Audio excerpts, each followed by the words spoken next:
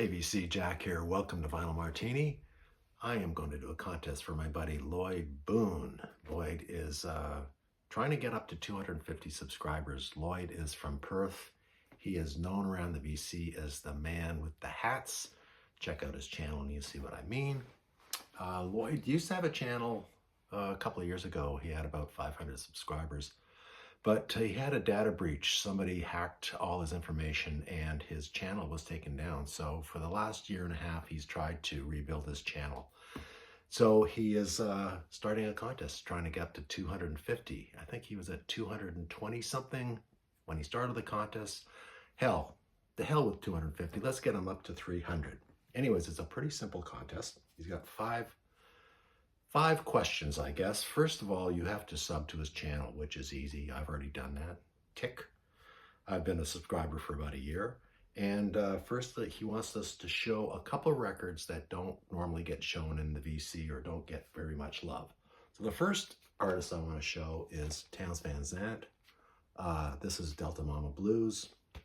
Townes is a singer, songwriter, country, folky kind of guy. He's a legend in the music industry. He is a Texan, had a troubled life. He was a heroin addict. He was a alcoholic, died very young at age 52, but he was friends with Willie Nelson, Guy Clark, Jerry Jeff Walker, a legend in Nashville, and a lot of people have covered his songs. Very worthwhile artist to follow. Very hard to find his original albums in the wild. I bought this as a reissue. This is a 2007 reissue on Fat Possum Records.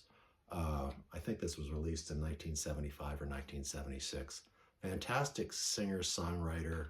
Steve Earle was a buddy. Steve Earle did an album of covers of Townes Van Zandt, so you can tell he's held in high regard. So very worthwhile checking out. Townes Van Zandt. I wouldn't say he never gets mentioned in the VC. Maybe Rod, the Happy Hippie guy, has mentioned him once. Maybe Mike MGK Boston has mentioned him once, but very overlooked and very worthwhile artist. So Townes Van Zandt.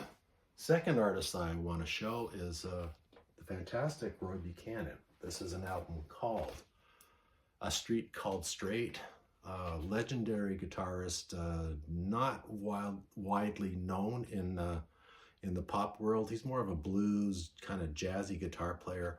I can compare him maybe to a Jeff Beck, not in the Jeff Beck jazz fusion kind of thing, but the way that he can squeeze out sounds out of a guitar reminds me a lot of Jeff Beck. He's passed away, I think, in the 2000s. He's not with us anymore, but he's recorded maybe 20 or 30 records. I've got probably about 15 of them, but I would highly recommend picking up his 70s releases, about 6 or 7 records. Fantastic guitar player.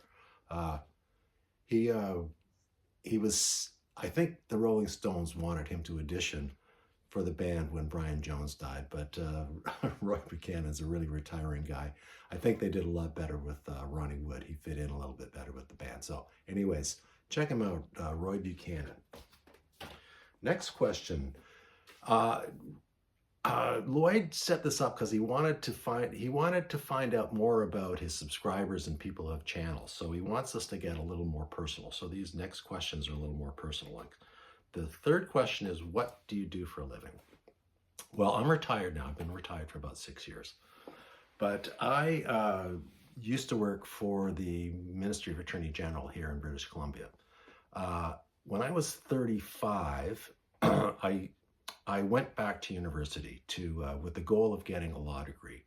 Now, before that, I used to be a blue-collar guy. I used to be a glass cutter and worked in a big glass shop. We had a tempering line. We had a silvering line. We used to do huge storefronts, lots of furniture, any kind of application with glass. And I used to cut anything to the dimensions that I was given. That's a little dangerous, so I decided to shift gears. I went back to school. It took me 6.5 years to get my undergrad and to finish my law degree. While I was looking for articles, there was a couple of co-op jobs going. and I applied for one of them with the Ministry of Attorney General, and this was researching a, uh, a, a, a litigation between a band in northwestern BC and the province. I did that. The job was supposed to last for 3 months. They kept on rolling it over for another 3 months and another 3 months. And then the case was settled. At that point, the ministry offered me a job as a researcher with one of their research groups. So basically, I obviously took the job. I did it for 20 years. We would provide litigation support, research and litigation support whenever a band took us to court over Aboriginal title or Aboriginal rights. In other parts of the world, that's called native title. We just call it Aboriginal title here in British Columbia. British Columbia is a very unusual province in Canada in many ways, but in this sense that most of the rest of Canada, the whole country was covered in treaties. So the Alberta, Saskatchewan, Ontario, they all treated with the bands and negotiated Aboriginal title. Here in British Columbia, the provincial government refused to recognize anything called Aboriginal title. They just said it didn't exist. So they made a few treaties, but it didn't cover much of the province. So in the 70s, there are some major cases in the Supreme Court of Canada that dealt exclusively with Aboriginal title, gave tests, et cetera, et cetera. So that's a long way of saying, that's a very technical way of telling you about what I did. But basically, I used to write reports on various bands for solicitors who are advising ministries. Those reports are basically like writing an honors paper every 6 weeks. It's a bit of a grind. Worked on 3 really major Aboriginal cases that are really foundations in British Columbia law and across the country. So it was a very satisfying life. I did that for 20 years and I just sort of ran out of gas. And when I did run out of gas, I just said, it was kind of like I was doing the same thing over and over again. So I decided to retire. So that is my long-winded story about what I did for a living. So I hope you like that, Lloyd. Hope that sheds light on my life. Next, what are your favorite foods? Well, I am pretty much like everything, but I love seafood. I still love a steak. I am a salad guy, but I'd be remiss in just dwelling on my favorite foods, but I'll tell you a food that I cannot stand, and I'm well known for this. I hate Brussels sprouts. So you can take that to the bank. If you love Brussels sprouts, that's fine. You can have my share, no problem. And the last question is, do you play a musical instrument? Easy to answer, I don't. Unfortunately, I wish I did. Maybe it's not too late for me now that I'm retired to spend some time, pick up a guitar or something, but we shall see about that.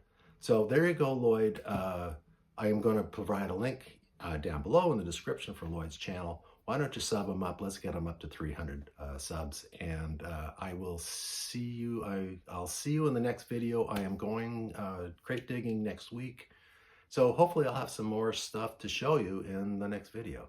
Cheers, guys. See you later.